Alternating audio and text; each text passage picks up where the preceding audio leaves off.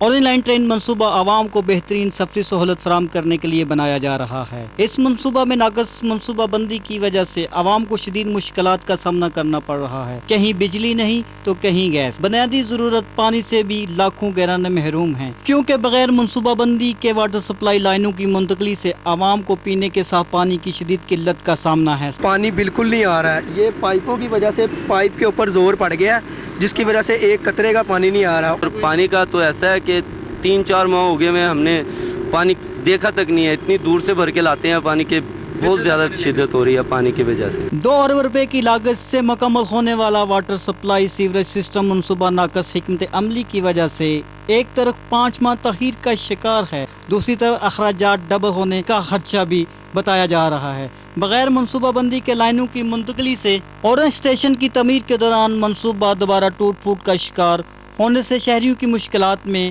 مزید اضافہ ہوگا۔ اور انشاءاللہ میں پھر آپ کے چینل کی پاک نیوز کی چینل کی طرف سے آپ نے بڑی اچھی بات کی، آج بھی آئے تو میں اسی چینل کے وسائل سے عام شہریوں سے یہ ریکویسٹ کروں گا کہ پانی کو بچائیں، آنے والی نسلوں کے لیے، اپنے فیوچر کے لیے۔ نہیں، آج کی ڈیٹ میں وہاں پہ کوئی بھی لیکیج نہیں ہے، ہر چیز ریپیئر ہے اور اپنے مطابق کام کر رہی ہے۔ ہم نے کام مکمل کر کے آپریشن کو ہینڈ اوور کر دیا ہے کہ آپ اس کو آپریٹ کریں۔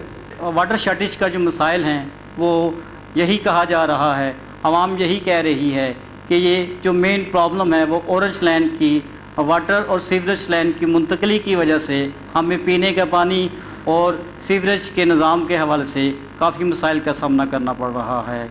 کیمرہ مین عمران مغل کے ساتھ قمر عباس، پاک